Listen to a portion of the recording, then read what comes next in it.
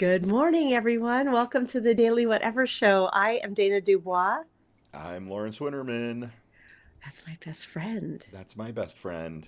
Lawrence, I don't want to curse anything, but I haven't lost audio when we joined StreamYard in like a week. It just, Ooh, perhaps they actually fixed their bugs. That would be wouldn't that be that would be amazing? amazing. Good job, StreamYard. Knock Yeah, on wood. whatever changed. As we joined this time, I was like, I bet I just lost audio, and I had that feeling. So it was a reminder that it hasn't happened in a while.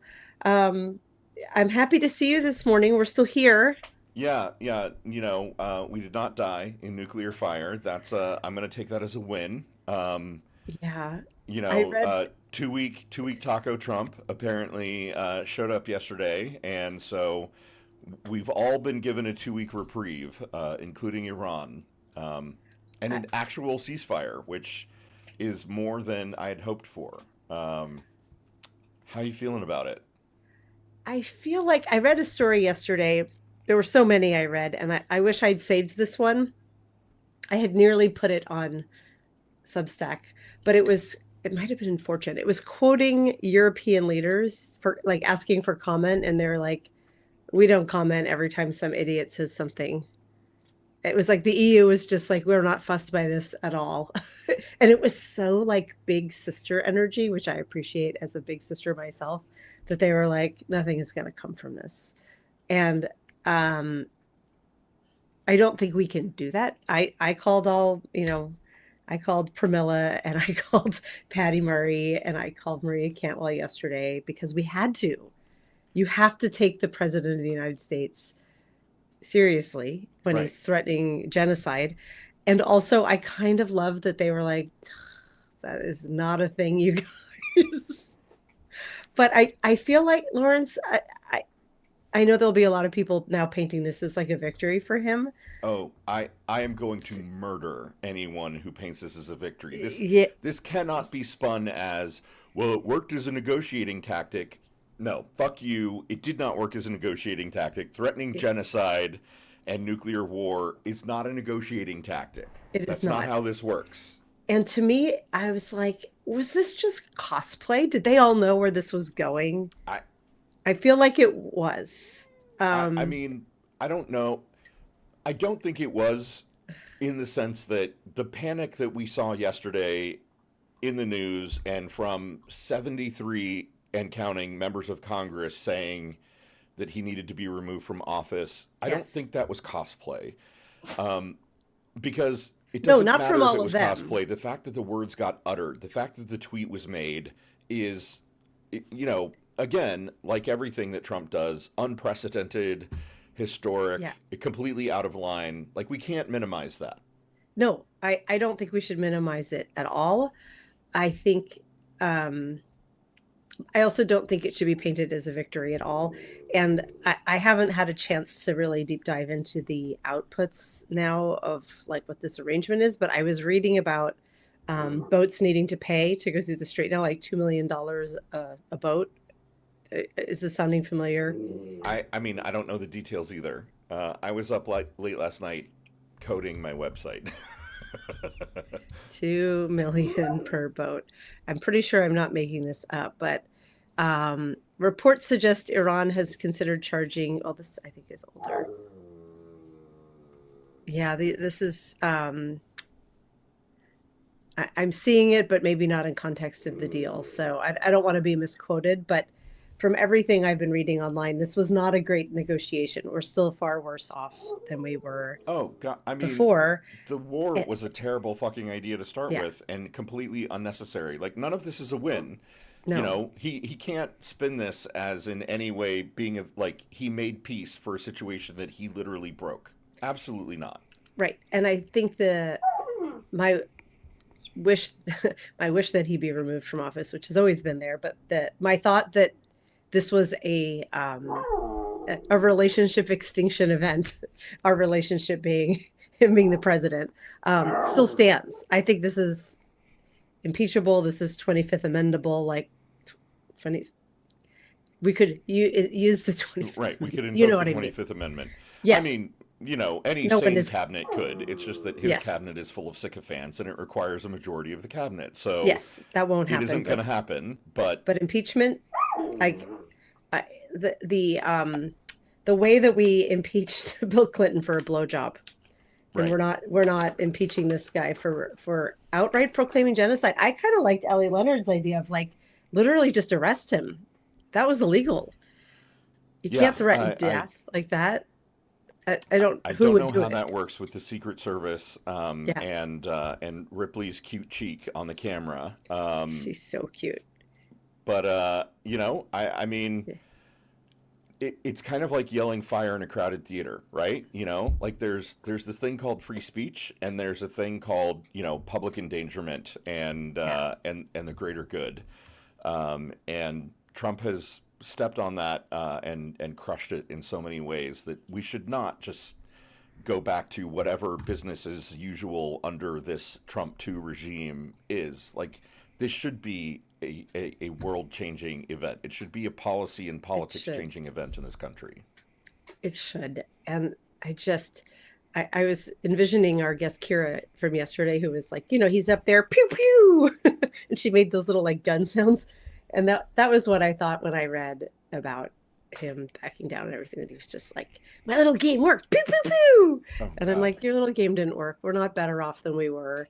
You simply chose not to nuke Iran, which apparently most of the leaders in the EU are like, yeah, we knew he wasn't really going to. Well, I'm And glad they had confidence. I guarantee you, whatever their public persona says, there was absolutely some yes, planning and strategizing going on in very important back rooms and secure locations in capitals around the world. Because the yes. president of the United States casually threatening nuclear annihilation for an entire country, an entire civilization, Yeah. not cool, man. And I also did read right before going to bed that Netanyahu does not intend to honor this. So is it Well, even a peace deal if right. we if only half The of ceasefire is supposed to include Lebanon. I think someone in the chat just said this, maybe Lefty Prof, that Lebanon is supposed to be included in the ceasefire, and of course the IDF has not ceased bombing southern Lebanon. So thanks, Benjamin Netanyahu, worst Jew who ever lived, says the two Jews. Like yeah, we're I allowed yeah, we're allowed we're right. allowed to critique him because Jesus Christ, what a I complete and know. utter asshole that guy is. Yeah, it was interesting. I posted a note a few days ago um about this. I'm going to try to find it and quote myself. I will say I posted it on Substack and on tweets, and it went by my standards kind of viral. Like it's gotten, I don't know, a few thousand comments, or a few thousand likes and hundreds of comments. But I'm so like mourning that I'm staring at Substack right now. Like, how do I find it? Well, um, let's go ahead and bring yeah, our guests let's bring our on. guests on. But it was interesting. Substack. What I was going to say is Substack. Everyone's been really supportive of like really great to see someone Jewish speaking out against what Israel is doing. Oh, here it is. I was raised on a I was raised Jewish on a steady diet of Holocaust films and never again. Israeli troops are now searching for Muslims hiding in the attics of Christians. History doesn't just repeat; we repeat it. We being humanity. Um, Substack has been very supportive, and Threads has been full of people challenging the truth of it. And I'm like, well, it's a simplistic message because it's short character count, but like, which part of which part of this isn't true? Right. I mean, it's like when I wrote the article a couple months ago Yeah, about Gaza being a genocide, right? That yeah. Jewish People were like, Americans need to say those words because it is yes, incumbent upon us to hold our co-religionists to account that, yeah, it's not anti-Semitic to point out that the IDF is committing a fucking genocide. right, That is just observational reality. And, for the yeah, Jewish nation, of all nations in the world, to be committing such an atrocity, like it's not irony at that point. It's disgusting. It it's is cruelty a and blatant disregard to the lessons of history that were, cast so strongly upon our very own ancestors. So yeah, again, I say, I recognize that Netanyahu was a crazed asshole. The moment I saw him speak after Yitzhak Rabin's assassination all those years ago, I knew Yeah, that you fucking did. guy was bad news. I I mean, you were stand like by 10 it, years and old, I but you want, knew it. as much as I want Trump to mysteriously disappear from existence by whatever means necessary, uh, not advocating for violence, just a supernatural being reaching down and plucking somebody from existence. Same for Benjamin Netanyahu. And on Yeah. that note, let's introduce Walter Rhein and Emily Berge. Hello. Great to see I you guys. You Good too. great. I'm morning. gonna put you guys up on the top. There we go. Oh, Look at perfect. that. Emily, I see a cat. Forget who Yes. you are. I see a cat in your lap. Can we please I talk have, about that first? yes, this is Lily. Yes. Oh my Hi, gosh. Lily. Lily Yeah, looks like a little fluff I've ball. got she Ripley. is. Um, How it's about you, Bring Your Walter? Cat to Podcast Day. It totally is. I have had my dog in here, but she's had her treats and now she seems to have. Oh no, she's right here. Hi. I I don't have think a she's gonna hop in my lap though. I have a big Welcome. old dog. He's in the other room. He's a 90 Nice. pound, not really a lap, but he protects my daughters and my wife when they go for walks, and I appreciate him. I love that Yeah. dog just for that. Oh my gosh. Well, Walter, I'm not even sure I could count how many times you've been on the Daily Whatever show. You are our first The guest. first. You always A remember your first. I Hmm. always say that. Exactly.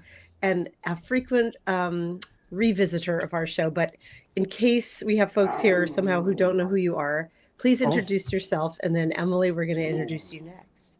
Sure. Oh yeah, wonderful! It's so great to see you guys. I've known you I know Dana from Medium, and I've known Lawrence from the Daily Whatever. And yeah, the first time I saw you guys, you're just your beautiful energy together. I'm just like, I gotta talk. I just want to be in the same space as you guys. There's just such a sincere love between you guys, and it's the Oh, authenticity that we're looking for. My Substack is called "I'd Rather Be Writing," and lately, I've been doing everything I can to talk to wonderful candidates like Emily Berge here, who's running in my district in Wisconsin, and it goes back. Emily was the second candidate I talked to, and it's just been so wonderful getting to know Emily, especially with all the things going on here. And I just always say I appreciate so much that Emily, you're one of the new generation of candidates willing to talk to people, regular people like me, just a dad trying to make it in this world. And we've just established that we have this government that doesn't interact with the people, and I just applaud you for being willing to change that. And you've given me so much hope for the future. So thank you for running, and let's hear from you, I guess. Oh, gosh. Well, that's quite the intro. Thanks, Walter. Get And rolling. thanks. Yes, it's wonderful. I appreciate it a lot. And thanks, Dana and Lawrence, for having me on this morning. of course. Absolutely. Yeah, it's great to meet you and be here with all of you and our pets. So, yeah, I am Emily Berge. I'm running for Congress in Wisconsin's 3rd district. So so in Wisconsin, we hold up our hand. Hopefully, so Door County, and then Eau Claire, where Walter and I are over here. And the 3rd district is the west part of the state along the Mississippi all the way to the bottom. And then it scoops up, grabs the central Wisconsin too. It kind of leaves out, there's a hole in the middle because of lovely gerrymandering, but it's 19 counties. It's beautiful, beautiful, just beautiful part of the state, country. And running against Derek Van Orden, the Republican Derek Van Orden. Y'all have heard of him. Oh But yeah. yes, yeah. And then there's also a primary too, a Democratic primary. So I'm working hard on the ground, talking to all the voters throughout the 3rd congressional district. I'll say I'm also a city council president in Eau Claire. So I'm the highest elected official in the largest city in our district. So I've been on council for the last 8 years.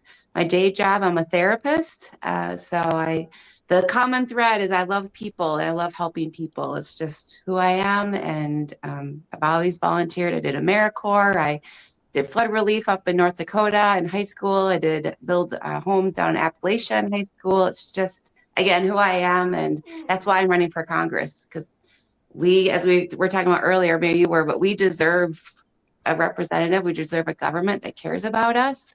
And I don't know about you, but I'm not really feeling that love. So we Yeah. deserve better. Definitely not. A point of personal privilege. I have always had a soft spot in my heart for Eau Claire, Wisconsin. I've never been. Walter, I didn't know you actually lived in Eau Claire, or I would I have said didn't. this earlier. I've written about my first boss ever, Dieter Murphy, who was the first openly gay man that I ever met, and so very influential on my life. He was kind of like my first introduction to what an out gay man looked like, and I kind of learned so much from him before we lost him to AIDS. So Eau Claire, Wisconsin, home of Dieter Murphy, hugely influential on my life. I know that's apropos of nothing, but I just had to kind of make that shout out. Every time I hear Eau Claire, Wisconsin, I immediately think of Dieter and the impact that he had on me. So, yay, Eau Claire. That's Yes. beautiful. Well, What a come back, wonderful- Lawrence. Come back and visit. I've never been. It would be my first time. I Oh. would love to come do it. Okay, you and Dana, road trip. I Come would on love out. a road trip. I have never been to Wisconsin either. Oh man. I've heard it's lovely, and Walter, I'm realizing I've never known where you live. Like I didn't even know which part of the country, but Yeah. I was like, I picture people from Wisconsin just being really cool, like Well, you are. that's So based that on totally me. makes sense. That's just based on knowing me. I would recommend coming about January 20th. I think that's beautiful. Wait for a nice stretch of minus 20 days. But I do want to, I would be, I should tell the story about my poor wife when I moved her to Wisconsin from Peru, but maybe that'll be for another day because the poor thing. Oh my I gosh, didn't that realize is- how much she loved me until I understood what I put her through with that. But I do want to say Eau Claire consistently ranks, it's like, it's a model city, it's consistently in like the top 20 safest, just the way a community should be run. Emily Berge's been the Eau Claire City Council president. And it's just like, this is what we need, I mean, we've seen, Ron Wolf, the general manager for the Packers, says, you don't make a mistake worse by, refusing to admit it. And Derek Van Orden has been in government for a long time. Yep. It's made Wisconsin worse. Emily's proven it in the city of Eau Claire. And so let's make that change. Let's cut ties with the thing that doesn't work, put in somebody good, a new attitude going forward, and make, help to make the United States more like Eau Claire, Wisconsin. How about that? I'm all in. I'm all in. So, Emily, you mentioned that you've got a primary challenger, and I know that, obviously, before we can kind of talk about how you would run against Derek Van Orden, how you're differentiated from the person that you're running against for the primary. So, what is your pitch with regard to how you're kind of the better candidate against this other Democrat who's also running? Yeah, so this other Rebecca Cook is her name, and there's a third person running, Rodney Rave as well. But Rebecca's the main challenger, and this is her third time running for this seat. She's never been elected, so the main probably difference between her and I is my experience. Like I said, I've been on council, been elected 3 times. I'm the past president of the League of Wisconsin Municipalities, so I've worked with communities of all sizes across the state. But I think also we're running our campaigns differently. So about a year ago, actually, when I was thinking about doing this, I talked to people locally and they were very encouraging. And they said, yes, we need you. You gotta step up and do this. You can win. And so they're like, but you have to talk to DC people. I'm like, okay. So I call DC people and they're like, oh, no, we don't want a primary. We have our candidate. Like, Rebecca, she can raise the money because her past, her main career, she's a political fundraiser. So she is very good at raising money. Oh, God. And so the establishment told me, nope, we don't want a primary. We have our candidate. We've already invested in her last cycle. We're just going to stay with her. So and I couldn't believe it. I mean, maybe I should have. I couldn't believe it. And I was so mad. I'm like, no, that's not how this works. Right. You in DC and millionaires in California don't get to pick who represent us in Western and Central Wisconsin. Emily, I mean, that's I'm already in love. I'm ready to endorse. I'm endorsing Emily Berge for for the Wisconsin third. Like the fact that you told the National Democrats to go stick it and run anyway. Thank you. Yes. Yeah. Right? That's so And with every oh, go ahead. That's just so not how our party is supposed to be. Oh, my dog is trying to wriggle away, but Kira wanted to come say hi and say she endorses you as well. Kira. What she endorses is a heavy dose of treats this morning. She's on her third one. She knows she's got me when I'm here, that I can't do anything but feed her her favorite treats, so she tends to be a bit mischievous. But what did you say the minute they said that to you? When they're like, "No, thanks, we're good. We don't need you because we've already picked someone who can fundraise." Like, I love I just moments like like it. I'm this. like, in my heart, I believe it's the voters. And that's what I told them. I'm like, it is the voters. I believe in the voters. It's up to the Yeah. voters to decide. That's what, like, I just don't, the only way that that becomes like the way, like, we just have to reject that way of thinking to only prop up people that can raise the most money, because how are they raising that money? They're going like outside of our district. And I know money will come from outside of our district, but they're going to lobbyists, they're going to AI CEOs, they're going to corporate, like we can't keep reinforcing that way of politicking. Yes. We can't keep like our democracy is about the people and the voters. So I told them that. I'm like, no, I reject that. It is about the voters. Um, that's what I said. And And they don't even think of it like that. It's so interesting, actually. that's Like crazy. Like a they just healthy see it as, democracy. yeah. No, sorry, go ahead. No, I'm cutting you off. My apologies, but I'm just plus oneing you. Like a healthy democracy runs Yes. on choice. Yeah. And for them to Yeah. be like, nope, check, we've already got someone. She's a fundraiser. Have they softened to you since they've seen your fight and they've seen the support you've raised? That's a good. Not to, so this happened, a year ago. So I knew that they were supporting her. And then, so I'm going to pull back the curtain for you. So they've been funneling more millions of dollars to her. They've been funneling these national endorsements to her, which allows her to raise more money. Right. So she's gotten some big national endorsements, but it's all part of the machine. And then about, I don't know, Walter, was it like 6 weeks ago or so, or 2 months ago? And then the DCCC came out and officially endorsed her, which I'm like, well, at least you're honest about it. Like you've Right. been just supporting her for the last year. So at least you're honest that the establishment Yeah. is, and so no, they really, I think more recently, there's like, I'm running a strong ground game. I am about the people. Like, and if you look at my events all on social media, it's all ages, genders, backgrounds. Like we have people, like I'm going throughout the whole district. Like I have a very strong ground game. I have hundreds of volunteers and I'm focused on in district. I think that's starting to see. I think people are they're just watching right now. Like, okay, we'll see if Berge can do it, but I know I'm going to do it. So it's because I feel the energy and the love. So I just want to say, I'm about to put your link in the chat. So one of the things that we here can all do is, even if it's just a couple bucks, if it's $5, please throw some dollars to Emily, because early money is so important. Things like polling, so that Emily can accurately understand how she is faring against Rebecca right now, is incredibly expensive. And that's, just one of the many things that a grassroots campaign needs. So please, and on that note, Emily, do you have any sense from polling or in kind of other analysis how you're kind of matching up against Rebecca in the race so far? Not like you say, polling is very expensive, and so I just don't. Yeah, I need to, pay for signs, and literature, and so. But I don't know. My gut is telling me like things are good. I don't know if that counts, but in Eau Claire, where I've been on council, I feel very good in Eau Claire, and I've raised my family here. I've been a counselor in the area. And I feel good. Like just wherever I go, I fill the room, and I just feel the room is behind me when I leave. And it's like I said, it's more of a gut feeling. I'm trying to be everywhere all her at being once. endorsed by the DCCC is honestly an albatross that you should hang around her neck. Yeah. Right? Hakeem Jeffries likes her. Yes. Not her. Right. She just disqualified herself. Are you kidding? Yeah.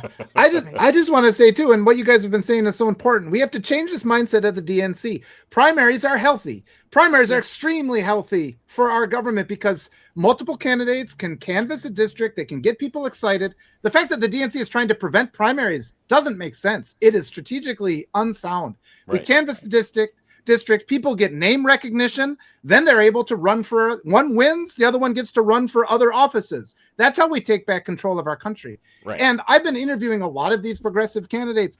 I started out, the first person I sent an email to was Rebecca Cook, just because that was the name I knew. I ran into Laura Benjamin at a cultural fair, and then I met Emily, and I've just been ongoing talking about these things. And I just have to say that when we had this news that ICE was coming into the area, I was just terrified. My wife is an immigrant, my kids, I was terrified about my kids. I sent out a bunch of emails to people, including to Emily, Laura.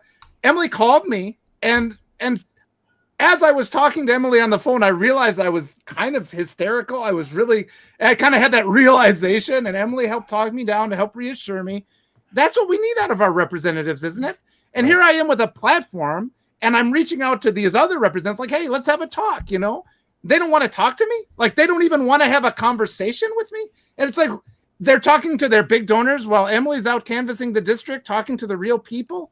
I mean, yes, Wisconsin gets to choose who represents us, because Emily's the one who calls you up on the phone when you're terrified that the mass police are coming to kill your kids. And so I absolutely trust Emily with the safety of my kids. I certainly don't trust her opponent, Derek Van Orden, with the safety of my kids. Right. And it's coming down to that, everybody. We were talking about this nuclear threat. We need to change direction. And it's with the new type of candidate like Emily Berge.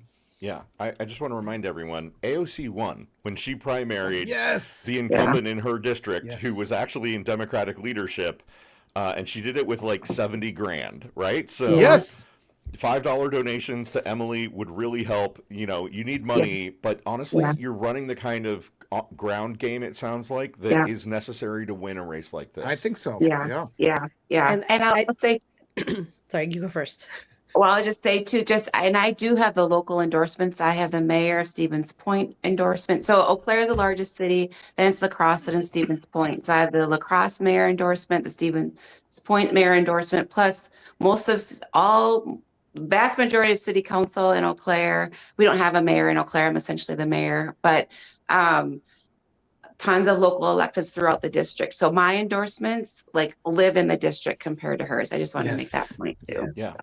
When you were thinking about this, Emily, obviously you've got electoral experience. You're the president of the city council. You've been doing it for years. You've run successful elections. But kind of that, quantum leap up to a statewide or district-wide elected office, what made you think, I'm the person? This is a good fit for me? It goes to my why. So my why started about 10 years ago when Trump was elected the first time. Before that, I was not involved in politics. I always voted, but I was never involved in politics. And that shook my world. I could not believe that we could elect someone with those values, or lack of values, I guess. I was raised with compassion, honesty, community, and here our country just elected someone who sexually assaults women, says terrible things about women, people of color, is a bully. And I'm just my kids were 8 and 10 at the time. I was just terrified and just so that started me on this whole path of I just have to do something.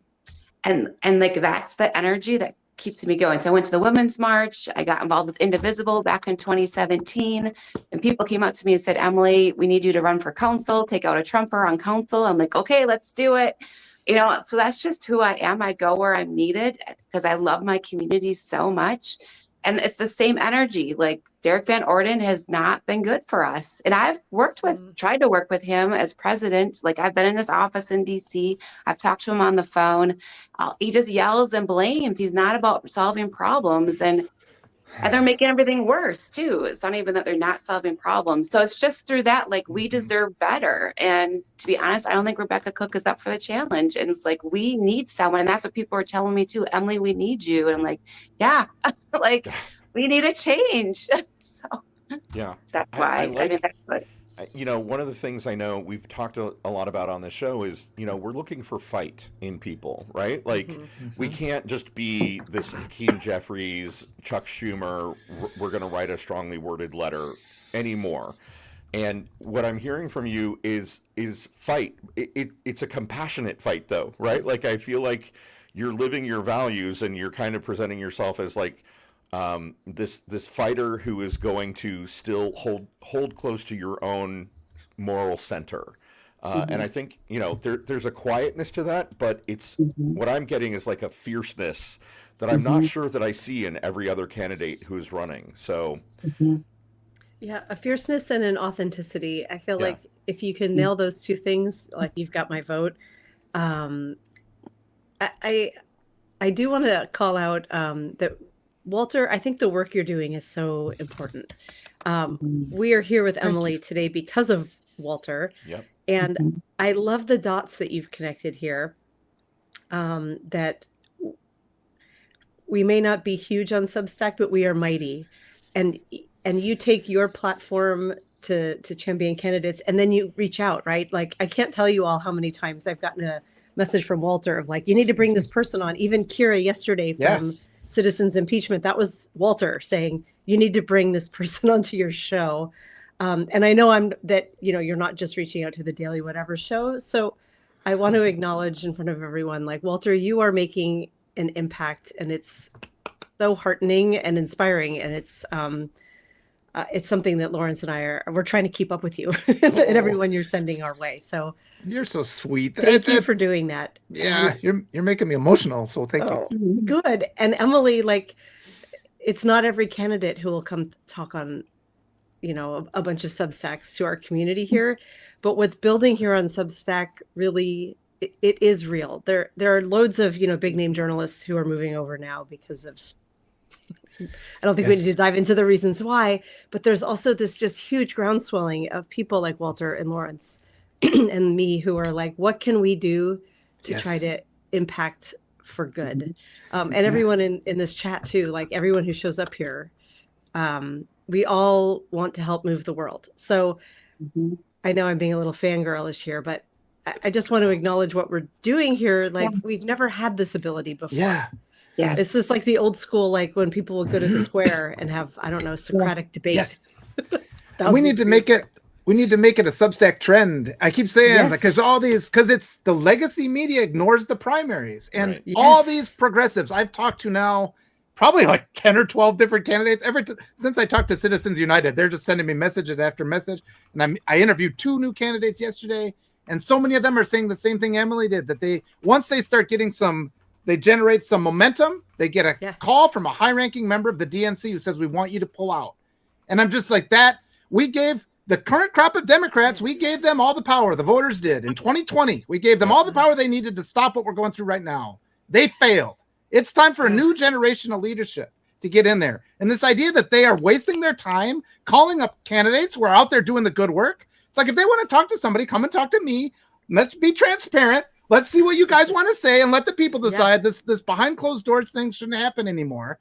But it's almost as if the establishment leaders will not come and talk to us. They will not talk to regular people. Right. We need a new generation like Emily who's willing to do this work and listen to real people, because this is our government. It doesn't belong to those donors with millions and millions of dollars. It belongs to us. And we've just forgotten that, because it's always easier for them to just buy both candidates in the primaries. That's a more inexpensive way to create the illusion of a choice in the general. And we have to overcome that now, make it a Substack trend.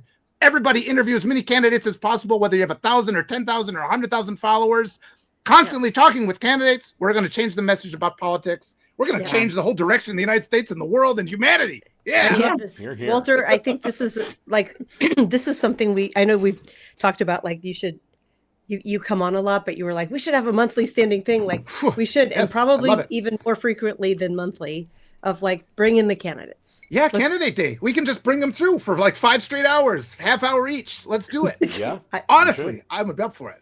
Sitting here drinking Coke and 2026 is what we need, right? Like all new Democrats, no, the primaries. Get rid of the Republicans. Right. And yes, I completely understand a candidate needs to work at scale, and also a candidate who will only talk to wealthy donors and won't talk to any of us. Like, how are they going to lead? Right? Yeah. How are they going to lead if they can't even talk when they're trying to? It's like when you're dating, it's like the way they act on a first date. whatever you're going to see, those attributes are only going to get worse when they settle in. So you need someone who is going to be polite to the waiter. Right. And the best predictor of future behavior is past behavior. Yep. Exactly. Emily, I would love, I know very little about Wisconsin politics, but I want to hear a little bit more about how you're differentiating from your primary contenders. I know we don't have to get into why you're different than the Republican incumbent, because yeah, we know. We already see. Yeah, we already see it. What are your key differentiators? I think the biggest policy key differentiator is I'm all for Medicare for all, or universal health care, whatever you want to call it. So people can get the help they need, the health care they need, and including mental health care. As a mental health provider, I've worked in, I did psych consults in the ER. I've been in schools. Now I'm in private practice. I have my own little office downtown. Like, seeing on the inside insurance companies and like there's barriers that our system puts into place for people that just need help, like whether it be affordability or just accessibility. We lost two hospitals here, one in Eau Claire a couple of years ago, the same time, one up in Chippewa, which is like 20 minutes away.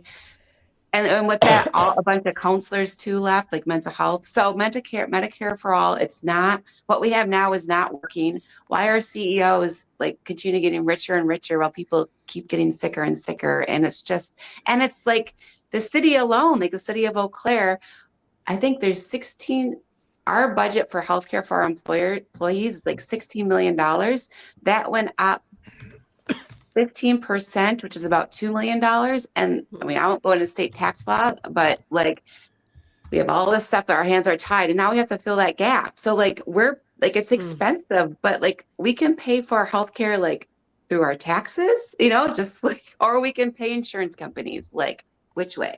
So I guess that's the big, she's not for Medicare for all or universal health care. I've been clear that you're talking about genocide earlier, like that we still are seeing genocide in Palestine, and and she has not talked about that at all either. She hasn't really said much about ICE, as Walter said, Minneapolis is 90 miles away. That definitely impacted us in Eau Claire. We've seen it in Eau Claire a little, and I've been on the ground, I cut my political teeth on organizing. Like, I still have those relationships. I have deep relationships with our local immigrant community, and I'm always centering the immigrant community too. And she's been nowhere to be seen either in those spaces. So, have you heard from AIPAC? Like, have you gotten any? I mean, I'm kind of assuming that you're not taking any AIPAC money, but maybe I shouldn't put words in your mouth. No, I'm not. No, I haven't. And actually, I haven't taken any PAC money. Now, if a PAC who aligns with my values, like I would accept that, like a teachers union, but I haven't taken, I'm not out. Yeah.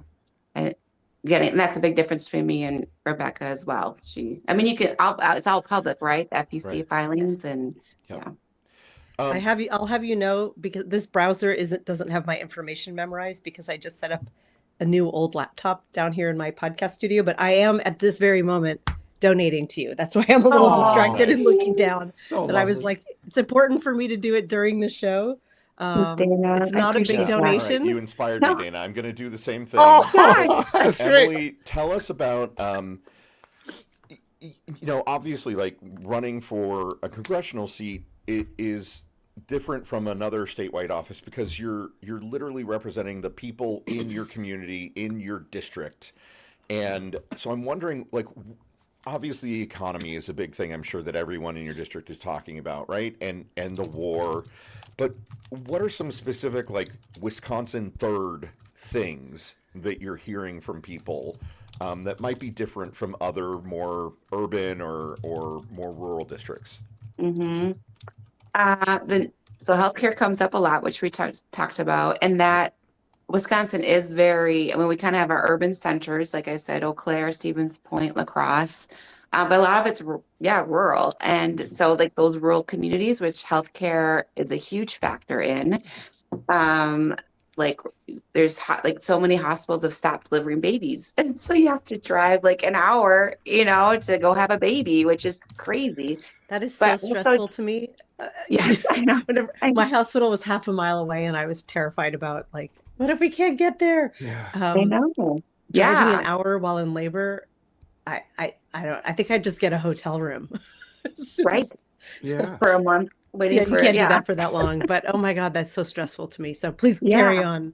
I Yeah, so hate hearing. healthcare, it just really impacts all of us, but especially with the rural lens. But and Yeah. then our farming community, I'm talking to a lot of like small and medium-sized farmers and farms, and like it's the same thread, right? Like it's money, it's big corporations, it's the concentration of power is just getting smaller and smaller with few select people pulling the strings, and farming is the same way. These big corporations own a lot of land, and they can buy a lot of land, which then drives up land prices. So like regular people, again, like don't have access to that. We look at our federal government, the farm bill, like we subsidize big farms. The more you plant, the more you grow, like the more money you get. And so then that just rewards these big corporations to buy it more and more again. So we need to like incentivize small and medium-sized farms. What do they need? They don't want 5,000 acres. They don't want 1,000 herd of milk cows. They just want a small herd, 50 cattle, to do beef cattle, just to provide for their families and for their communities. And we should allow that to happen. We're rewarding the big corporations. Like, why don't we give everyone a fair shot? Right. 'Cause I think government can do that. I think government, that's again the value where I believe in opportunity for all, no matter where you're from, what you look like everyone should have a fair shot at a life, and farming I think that's like a big issue around here. And yeah, so I that's, I love that. I've been thinking for a long time that the Democratic Party basically abandoning farmers and machinists and blue collar workers is the biggest mistake, the dumbest thing that the party has ever done. I mean, I'm also kind of in a little urban area in Fort Wayne, Indiana, but surrounded by farmland. And I know that the farmers here, if they heard somebody speaking to their issues and here's how you can keep your family farm that has been in your family for Mhm. generations, Mhm. uh, that would be a message that would resonate. People would really Mhm. respond to that. Mhm. Yeah, they do. And that's what I'm hearing. I believe people who are closest to the problem or closest to the solution is you just have to go and ask them. And they tell you what they need, and our representatives, that's what I'm doing campaigning. Right. Again, the best predictor of future behavior is past behavior. Like this is how I will lead. It's how I have led, in my community, like showing up to neighborhood meetings, showing up to immigrant communities, listening to them, centering their issues. Congress is no different, like what if instead of doing call time, that's what they said too, like, well, you have to do call time for 60 hours a week, even when you're in office after you get elected. What if instead of calling rich people in California, like I just show up for our communities and get elected the old fashioned way? Yeah. Well, Wow, What I a didn't. try that. concept. Right. So once you're elected, the DCCC requires you to do call time where you sit and call potential donors in other states for money. Yeah. I mean, I don't know if the Homes for the requirement, but the poll. pressure. Yeah. Oh, geez. Hate that. But they don't talk to us. They won't talk Right. to. It's like they got all these hours designated for calling, but we can't talk to a small, like left-leaning podcast and just discuss issues. What's going on? And I also want to just add to, we see all these other politicians where it's promises, promises. I've seen Emily deliver, like talk to me and then deliver right away. And we're looking for action. Oh, I promised to do this. 9 months from now isn't going to cut it. We need something today, and I've been seeing it. So this is one of the few cases where I can attest, this candidate is actually doing the work right now. Oh my gosh. Emily, when is the primary? So, obviously, primaries are different in all the different states. Yeah. Here in Indiana, it's May 3rd. What are you targeting? What is it in Wisconsin? August 11th is the primary. Okay, so you've got a while to build up some momentum. Mhm. Awesome. Yep. Yeah. Right. Yeah. And We've got one of your constituents here in the chat. White FT6 says, Emily, I'm currently sitting in District 3. I attended my last No Kings in Mauston, Wisconsin. Yeah. I pray you will win. Yes. Aw, thanks. Yes, I yes. love that. Thank you for being here. And I've got my fingers crossed for you too. I'm in Seattle, Washington, so I'm way on the other side. Pramilla's got Dana covered. Yeah. But so Emily, yesterday we had Kira from Citizens Impeachment on the show, and I don't know if I'm imagining Walter's made the connection, but I'm wondering if you've thought at all about, well, two questions. One is, you win, congratulations, you win. You've just been sworn in as a member of Congress. Who are you voting for Speaker of the House? Because we're going to win. We're going to win back the House, and now you are in the majority party. Who are you voting for Speaker? And the next question would be, will you support articles of impeachment against Trump? Yeah, well, the first question, people are ready for a change, and I think that's clear as I'm going out there, and Republicans are ready for a change, independents are ready for a change, Democrats are ready for a change. People who have been just regular people. And so I think I would guess I'll have to look at, all the options, who's stepping up, but yeah, I think I would just have to wait and see, but I know that people are ready for a change, and I'm not beholden to anyone. Like, I really am just focused on the people, that live here. And I'm just, to be honest, like, I don't think a lot about that, like, I'm more about, tonight I need to be in Hillsborough. I'm going to the Hillsborough Brewery and having a meet and greet. Thursday, I'm going to a farm in Osseo to have a meet and greet there. I'll be in Rapids on Saturday. Like, so that's like me being honest. Like, I guess I don't spend a lot of time thinking about that. Like, it's just more about the people here and what they need. But I do know that people are ready for it. Hakeem, though. Yeah, no, right. Yeah. Okay, check. Yeah. And then the articles, yes, I will vote to impeach Trump. But we have to do more than that. I know I'm not running for Senate, but we also have to remove him. We've impeached him twice. Right. Like, we got to close the deal here, folks, and actually remove him. And so we'll see how the Senate goes, but we need people to stand up to him. Like, people are sick of that too. They don't want people just to fall in line, Again, they're representing the people, not their leaders in DC. Yep. Running seems like such an act of bravery now, is what's coming to me. That, like, Yes, you've got a good thing going. Eau Claire sounds. I'm kind of like, can I move there? It sounds like Minneapolis, only smaller, on a smaller scale. And I've never been to and I feel like Minneapolis is like a sister city to Seattle, like very liberal, very arty. So Minneapolis is Minnesota, Dana. I know, but Okay. She was saying it's only 90 miles. Well, I know, but it's only 90 miles away. They are similar. Eau Claire is similar. That were there. You've got a good thing going on where you are. Like, what does it feel like to have your focus shift from governing within your community to governing on behalf of your community? Mm-hmm. I view it as why I'm running too, just more upstream. Like, I've done what I could at the local level, and people still will fight that fight, but our hands are tied a lot. We get federal dollars to help with homelessness, but we need more help, and I've talked to Derek Van Orden about this, and he just yells and blames and is not interested in solving problems.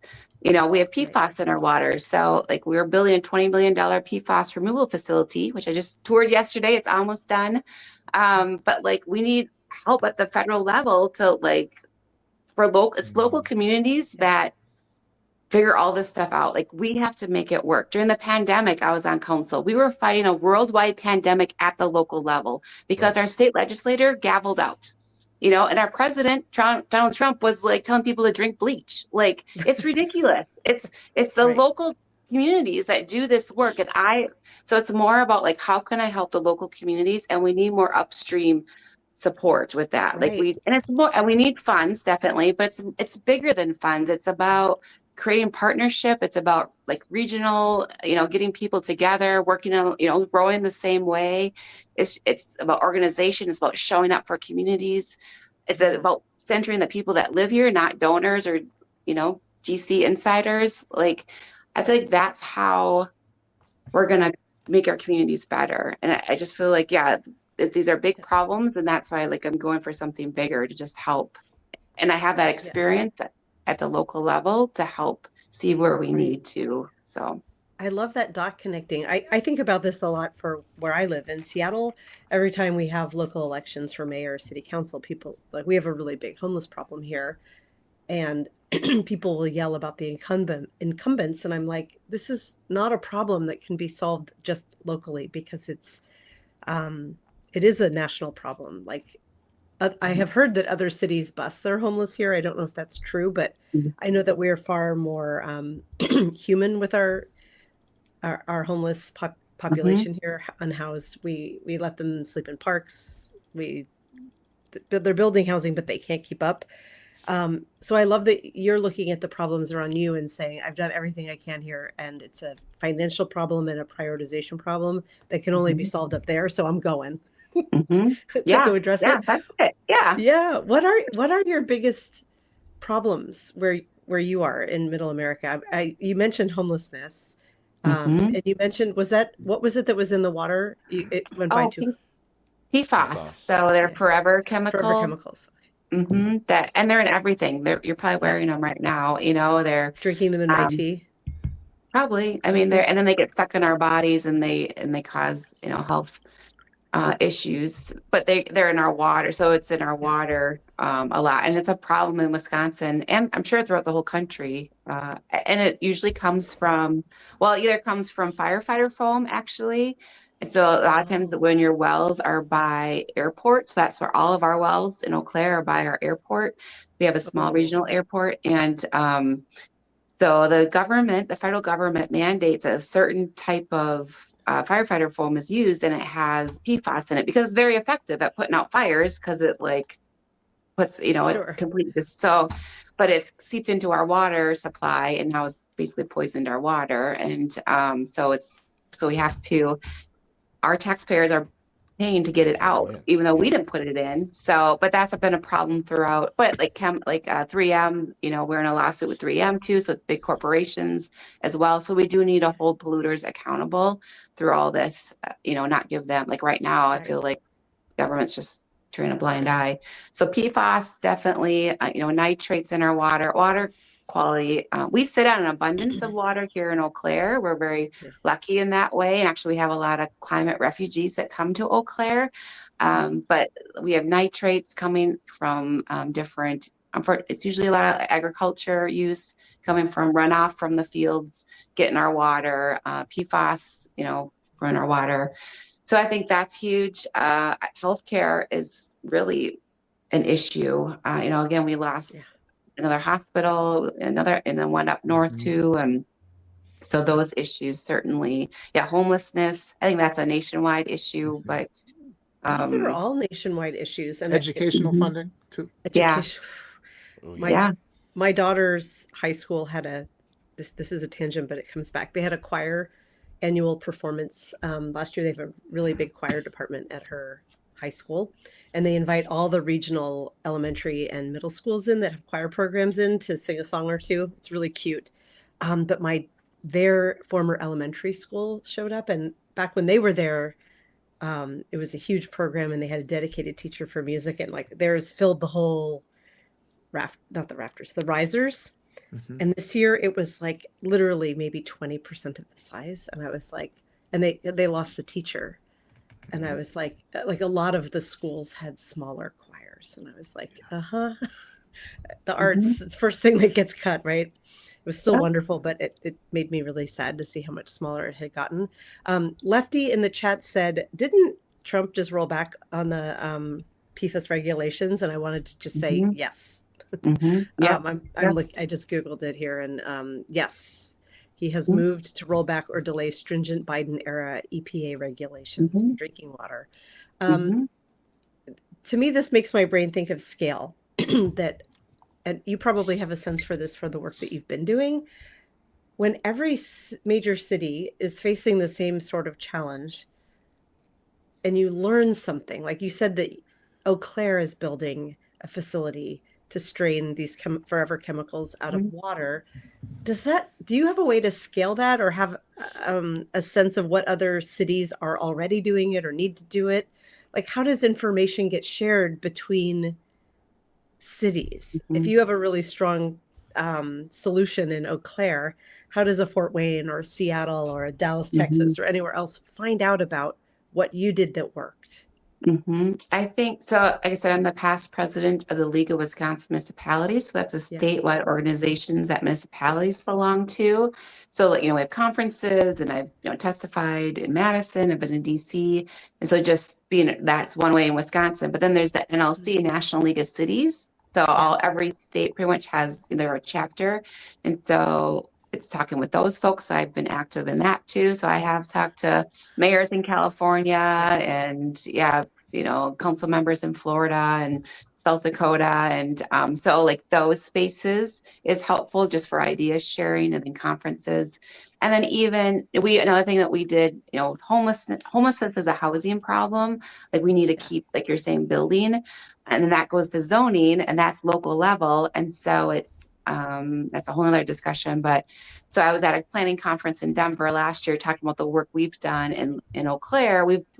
Took about a year and a half to redo our zoning laws, but we used a lot of community engagement because it's a big deal. Like it's a lot of, warehouses can be built and people get a little nervous, but if you include the public and make it very transparent, it goes way better. And so we were, in Denver talking about what we've done in Eau Claire, how it's been working, and it's good. So, but I think that like going to where people are, like that's the common theme and talking about what it. A concept. I just Googled photos of Eau Claire, Wisconsin, and I'm like, this is such a cute town. You guys have to come for the primary. Come campaign with me. Like, that sounds fun. I'm down. I was just gonna say that. I'll get the crowd all riled up. I'll start yelling and screaming. Yeah. Come. Oh my gosh, you have this adorable river and the bridges going over it like Portland does. Oh my gosh, it looks so. Yeah. We're amazing. Yeah. We're the number one city in this, was it the state, and like 30, by the news, was it News and Report, News World Group? Yeah, Eau Claire is amazing. And I think, probably then, but part of it too, and part of my leadership is I'm very clear that all are welcome in Eau Claire. And I think, and when we lead with that, and I lead with that, I think that's really important too, that we welcome everyone. It doesn't matter where you're from. It doesn't matter, because we were welcoming refugees a couple of years ago, and the right in MAGA got really upset and angry. And so I think that's also a part of our story too, is that we welcome everyone. Yes. Nice. Well, Emily, we're so grateful that you were here with us today, and thank you for taking the time. We want to be respectful of your time. We have one very important question that we always ask at the end of the show every time a guest is on for the very first time. So as some setup here, Dana and I are Gen X, and so we're very we view everything from that lens, hence our big question. Dana, do the honors. All right. Emily, what do you see as the most Gen X song of all time? Oh gosh. We get that response a lot. Oh gosh. It's like a total brain shift gear, but it ends the live on a positive note. And you all in the chat. So what decade? I'm sorry. Gen Xers were born between 65 and 80. Okay. So some people interpret that as 80s music. Some people interpret that more as early 90s music, but if you're watching a film and it's set in that era, what song is playing in the background? And there are no wrong answers, so don't. Well, if you want a second, let me just make a statement while you think about this. And I just want to say, let's do this Substack trend. I saw Ellie Leonard was in the chat, the great Ellie Leonard, and I want Ellie to talk to Emily at some point. Hi, Ellie. And just everybody, we have a voice. Americans still have a voice. Substack is our voice. We have to talk to our candidates. We have to demand a new type of leadership. We have the power to do it. We just have to shake off that lethargy. We always have a right to ask questions. We always have the right to change things. We're adults. We can open Christmas presents the day before if we want to. We can do whatever we want. So let's start doing that. Yeah, I've been talking to a lot of progressive candidates. You're going to find they're wonderful. So more like Emily. What were you going to say, Dana? Oh, I just said dessert first. Yeah, let's do it. Yeah. cake for dinner. Um, So and Walter, you're so right. Before we jump back to the song, I do just want to plus one what Walter said. Walter, you are always welcome here. Please keep sending us love it. candidates. I'm going to overwhelm you guys. Ginger Yeah. Murray, I'm bringing her next. I talked to her yesterday Great. from the other Wisconsin district. She's fantastic too. Amazing. Amazing. So I gave Emily. Do you have? Did you think of a song, Emily? She's too young for So Jenna. yeah, there's so many. But I mean, Freebird, that's classic.